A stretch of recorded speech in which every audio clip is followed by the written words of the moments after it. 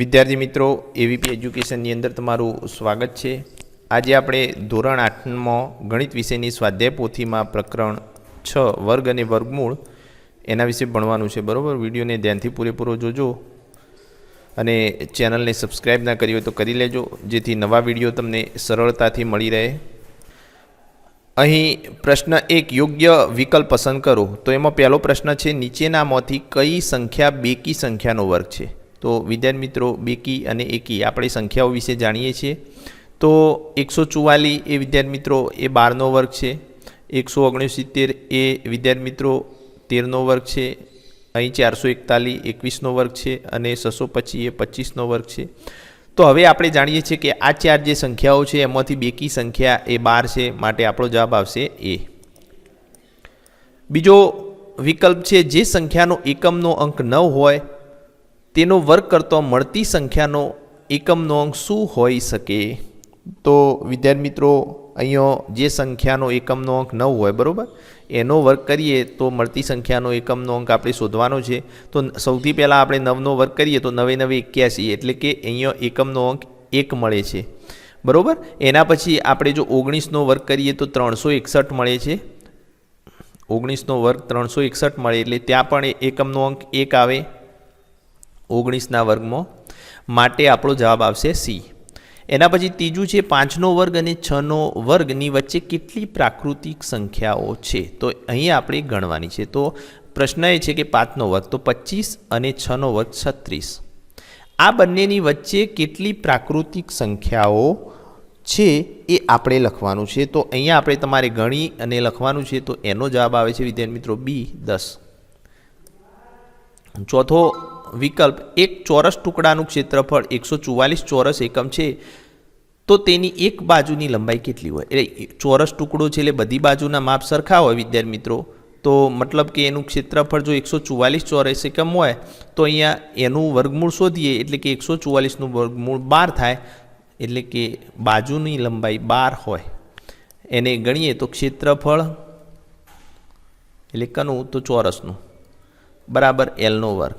तो चौरसनु क्षेत्रफल अहींया विद्यार्थी मित्रों 144 आपेलू है अने एल नो वर्ग। हवे बंने बाजू वर्गमूळ करीए बराबर, बंने बाजू वर्गमूळ करीए तो आपने 144 नु वर्गमूळ 12 मळे अने एल एटले कि लंबाई 12 एकम थाय। एना पछी पांचमू है पायथागोरियन अने त्रिपुटी नो एक सभ्य 2m होय तो बाकीना 2 सभ्यो कया होई सके? अहींया होई सके कह्युं छे तो एनो जवाब आवशे विद्यार्थी मित्रों अहींया बी आवशे।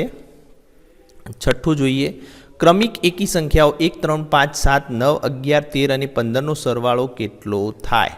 તો અહીંયા એકી સંખ્યાઓ કઈ છે એનો સરવાળો વિદ્યાર્થી મિત્રો અહીંયા 64 થશે બરોબર, જવાબ બી આવશે। સાતમું પૂર્ણવર્ગ સંખ્યાઓનો એકમનો અંક શું હોઈ શકે નહીં? તો વિદ્યાર્થી મિત્રો પૂર્ણવર્ગ સંખ્યાઓનો એકમનો અંક 2 3 7 8 ના હોય તો એમાંથી 8 આવ્યો तो मतलब कि 8 होई सके नहीं। पछी आठमो विकल्प जो m ए प्राकृतिक संख्या n नो वर्ग होय तो n ए m नु वर्गमूळ थाय बरोबर। एक बीजानु उल्टू छे, जो m ए n नो वर्ग होय तो n ए m नु वर्गमूळ थाय, ए रीते एक बीजानो ऊंधू। उदाहरण तरीके जोईए तो 2 नो वर्ग 4 बरोबर अने 4 नु वर्गमूळ अहींया 2 थाय। आ रीते 2 નો વર્ગ 4 અને 4 નું વર્ગમૂળ 2 એ રીતે આપણે સમજવાનું છે। અહીંયા નવમું જોઈએ આપણે। તો નવમું જે પુસ્તકની અંદર રકમ આપી છે એ મુજબ અહીંયા આપણી થોડી ભૂલ છે। તમારે પુસ્તકની જે રકમ છે એને ધ્યાનમાં લેવાની છે। અહીંયા વર્ગમૂળ જે ચિહ્ન કપાઈ ગયું છે એને ગણતરી કરીએ તો વિદ્યાર્થી મિત્રો જવાબ આવે છે અહીંયા सी एटले के 16 जवाब आवे छे। एना पछी 10मू जो वर्गमूल में 40 छन्नू बराबर 64 आपेल होय तो वर्गमूल में 40 छन्नू वत्ता वर्गमूल में 40.96 एनो जवाब केटलो थशे? तो विद्यार्थी मित्रों अहींया अहीं 40 छन्नू वर्गमूल एटले के अहींया 64 छे अने बीजा 6.4 आवशे एटले बंनेनो जो सरवाळो करीए आपणे तो आपणे मळशे 70.4। एना पछी प्रश्न 2 खाली जग्या पूरो એક અને 100ની વચ્ચે કુલ ખાલી જગ્યા પૂર્ણવર્ગ સંખ્યાઓ છે. તો 1 અને 100ની વચ્ચે તો 1 અને 100ને આપણે ગણવી જોઈએ નહીં. તો 2થી તે 8, 2થી તે 9 એમ કરીને કુલ 8 પૂર્ણવર્ગ સંખ્યાઓ છે. એના પછી 12મું 500નો વર્ગ કરતો મળતી સંખ્યામાં ખાલી જગ્યા શૂન્યો હશે. તો 500નો વર્ગ કરીએ, કોઈ પણ સંખ્યાનો વર્ગ કરીએ અને એમાં જે શૂન્યો આપ્યા હોય એના કરતાં જે વર્ગ હોય એની અંદર શૂન્યો ડબલ થઈ જાય, એટલે કે 2 શૂન્ય છે અહીંયા તો 4 શૂન્ય થશે. 13મું 24025નું વર્ગમૂળ કરતો મળતી સંખ્યા ખાલી જગ્યા અંકોથી બનેલી હોય. તો વિદ્યાર્થી મિત્રો અહીંયા 3 આવશે. એના પછી 14મું 5.5નો વર્ગ કરતો ખાલી જગ્યા મળે. તો 5.5નો વર્ગ કરીએ તો વિદ્યાર્થી મિત્રો સૌથી પહેલાં આપણે 55નો વર્ગ કરી દઈએ તો અહીંયા પાછળ 25 આવશે અને દશકનો અંક 5 છે એટલે 5 છંગ 30 અને 1 પોઈન્ટ કપાયો છે તો અહીંયા 2 પોઈન્ટ કપાશે તો 30.25 વર્ગ મળે. બરાબર. એના પછી 15મું 5.3 ગુણ્યા 5.3નું વર્ગમૂળ કરતો 5.3 મળે. બરાબર. એનું વર્ગમૂળ એનાથી એને ડબલ ગુણાકાર છે તો એકવાર લખીએ એટલું મળે. 16મું 1 મીટરનો વર્ગ બરાબર ખાલી જગ્યા સેમીનો વર્ગ. તો 1 મીટર બરાબર 100 સેમી. હવે અહીં ક્ષેત્રફળ આપેલું છે, વર્ગ કર્યો છે એનો મતલબ ક્ષેત્રફળનું માપ છે. તો સેમી જે છે એના પણ અહીંયા વર્ગ કરવા પડે. તો અહીંયા 4 મીંડા થશે એટલે કે અહીંયા 100નો વર્ગ બરાબર 10,000 અહીંયા લખવા પડે. 0.7નો વર્ગ કરતો ખાલી જગ્યા મળે. તો વિદ્યાર્થી મિત્રો અહીંયા વર્ગ કરીએ તો 1 પોઈન્ટ કપાયેલો છે તો 2 પોઈન્ટ કપાશે તો 0.49. 7નો વર્ગ 70 49. 1 પોઈન્ટ કપાયા છે તો 2 પોઈન્ટ કપાશે.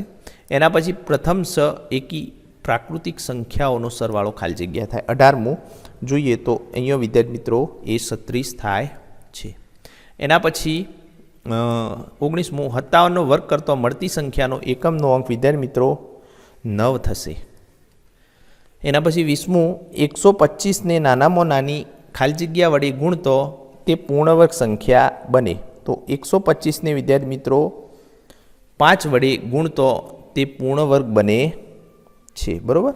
તો 125ને 5 વડે ગુણીએ તો વિદ્યાર્થી મિત્રો અહીંયા 625 થાય.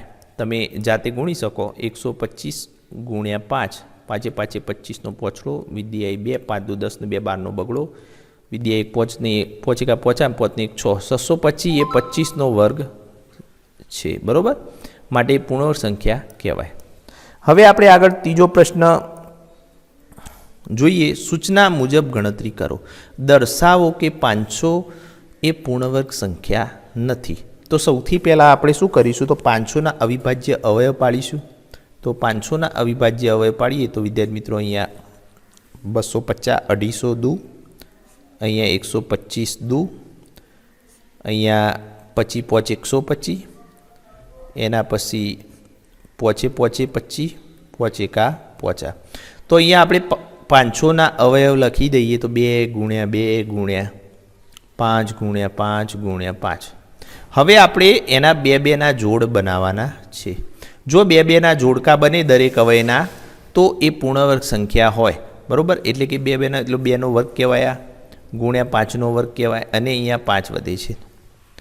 તો અહીંયા આપણે લખી શકીએ કે 5નો અહીંયા અહીં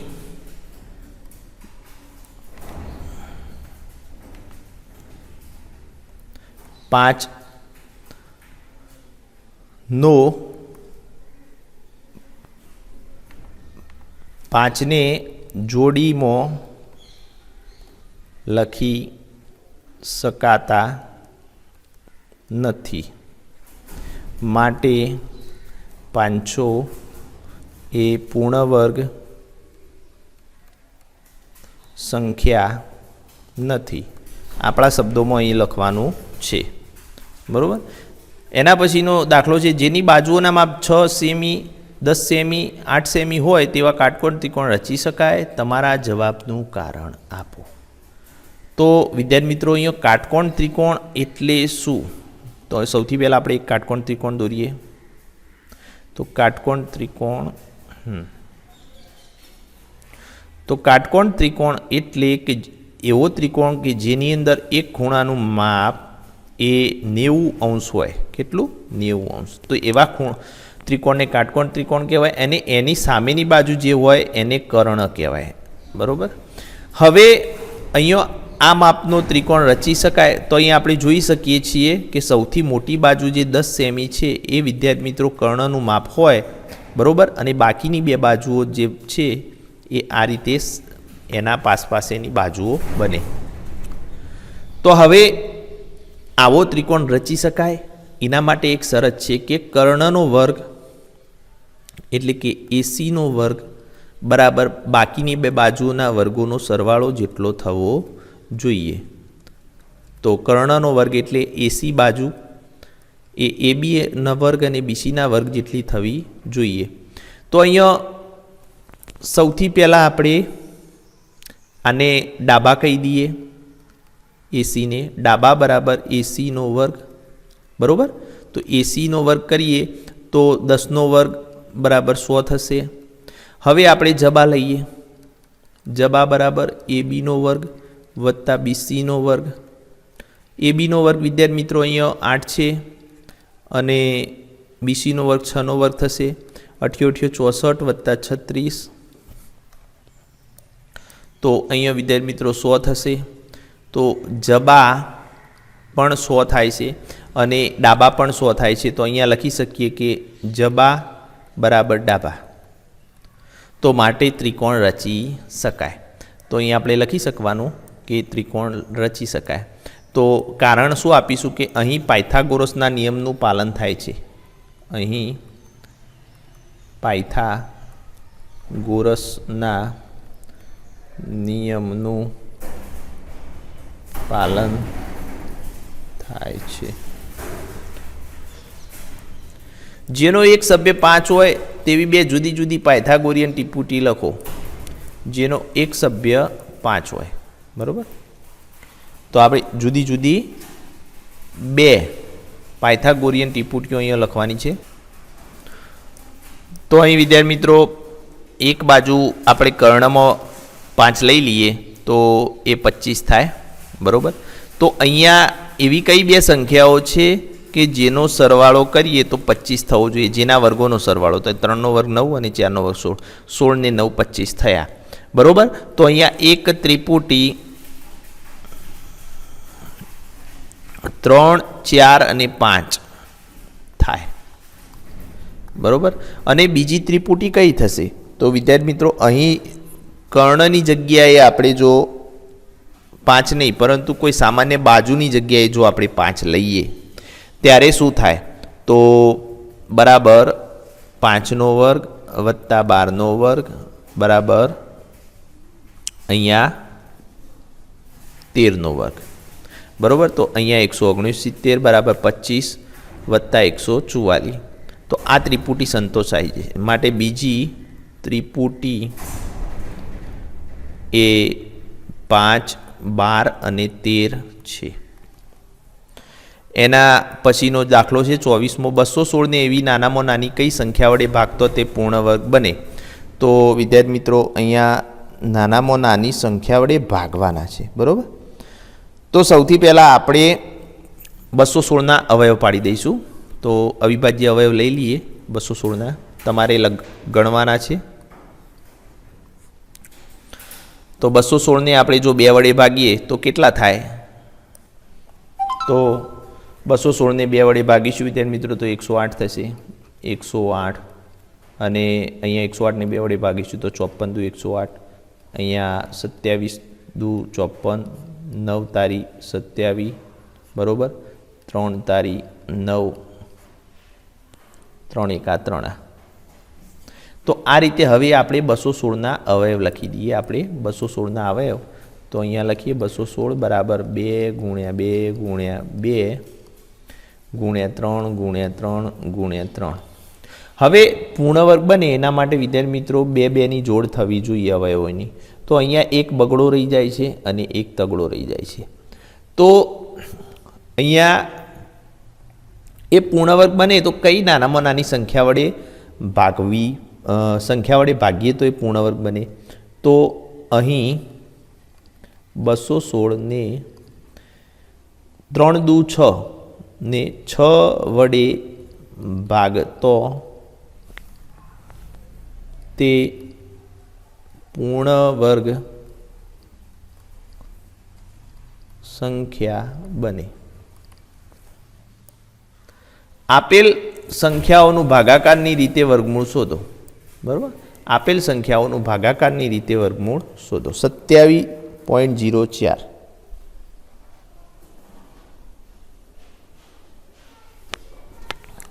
તો અહીંયા ભાગાકારની રીતે વિદ્યાર્થી મિત્રો વર્ગમૂળ શોધવાનું છે. તો આપણે લખી દઈએ, ચલો 27.04. હવે ભાગાકારની રીતે આપણે જે નિયમ છે એ મુજબ સ્ટેપ બાય સ્ટેપ જમણી બાજુ ડાબી બાજુથી આપણે જુઓ બે બેના જૂથ બનાવી દેવાના છે. અહીંયા ઉપર લીટી કરી દેવાની છે. એના પછી આપણે ભાગ ચલાવવાનો છે. તો જે સંખ્યાએ ભાગ ચલાવીએ એ સંખ્યા સાથે જ અહીંયા ગુણવાનું. એટલે કે 2 ગુણ્યા 2 કરીએ અથવા 3 ગુણ્યા 3 કરીએ અથવા 5 ગુણ્યા 5 કરીએ તો 2 દુ 4 થાય, 3 તારી 9 થાય, ચોક ચોક 16 થાય, પોચે પોચે 25 એટલે 27ની નજીક આવ્યા. 6 6 36 વધી જશે. તો આપણે 5 ભાગ ચલાવીએ, 5 5 25. અહીંયા વધ્યા 2. બરાબર. હવે આખું જોડકું નીચે ઉતરે. આખું જોડકું નીચે ઉતરે. હવે જે સંખ્યા છે એ સંખ્યામાં આપણે ઉમેરી દેવાની છે. એટલે કે 5 ને 5 10. હવે આપણે જે ભાગ ચલાવીએ એના જે સંખ્યા અહીંયા મૂકીએ એ જ સંખ્યા આપણે અહીંયા મૂકવી પડે. એટલે કે 101 એકા 101 તો થશે અને 102 ગુણે 2 કરીએ તો 204 થાય. તો અહીંયા આપણે બાદબાકી થશે તો એ 0 0 0. બરાબર. એ મુજબ અહીં 27.04નું વર્ગમૂળ 27.04 નું વર્ગમૂળ અહીંયા વિદ્યાર્થી મિત્રો 5.2 થાય. બરાબર. અને એ જ રીતે હવે આપણે ભાગાકારની રીતે 144 નું વર્ગમૂળ શોધીએ તો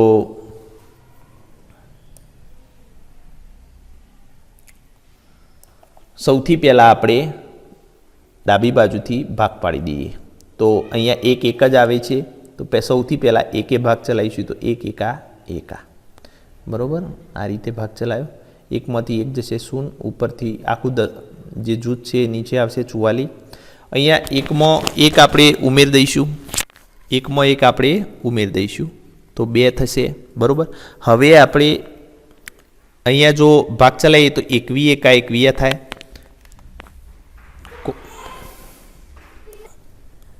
અહીં આપણે વિદ્યાર્થી મિત્રો તો પછી 22 ગુણ્યા 2 ભાગ ચલાવીશું.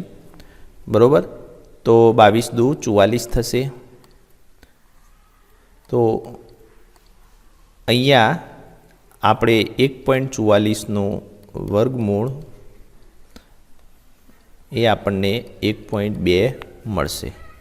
બરાબર. હવે આપણે આગળનો દાખલો જોઈએ તો અહીં 26મો દાખલો, જેના વિકર્ણની લંબાઈ 10 સેમી હોય તેવા ચોરસની બાજુનું માપ શોધો. તો અહીંયા એક ચોરસ આપણે દોરી દઈએ. બરાબર. એક ચોરસ દોર્યો.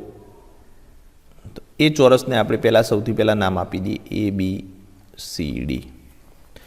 હવે ABCD નામ આપી દીધું. એના વિકર્ણનું માપ અહીંયા 10 સેમી આપેલું છે. તો એક ત્રિકોણને આપણે ધ્યાનમાં લઈએ. હવે આપણે વિદ્યાર્થી મિત્રો એક જ ત્રિકોણને આપણે ધ્યાનમાં લેવાનો છે.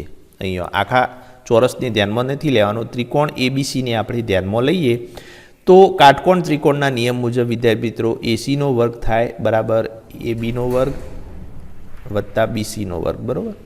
તો એ મુજબ અહીંયા ACનો વર્ગ 10નો વર્ગ આપેલો છે અને અહીંયા ચોરસ આપેલો છે.